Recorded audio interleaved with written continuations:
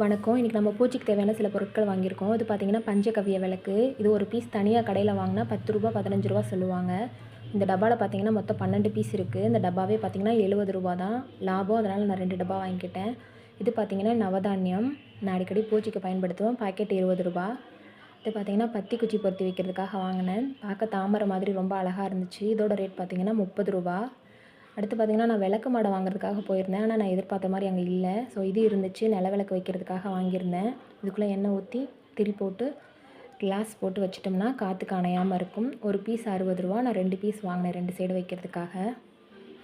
அடுத்து பார்த்திங்கன்னா நான் பூஜை அறையில் வைக்கிறதுக்காக இந்த மாதிரி ஒரு கண்ணாடி வாங்கியிருந்தேன். இதோட ரேட் பார்த்திங்கன்னா ரூ. 40. என்னோடய பழைய கண்ணாடி ஒரு மாதிரி ஆகிடுச்சு.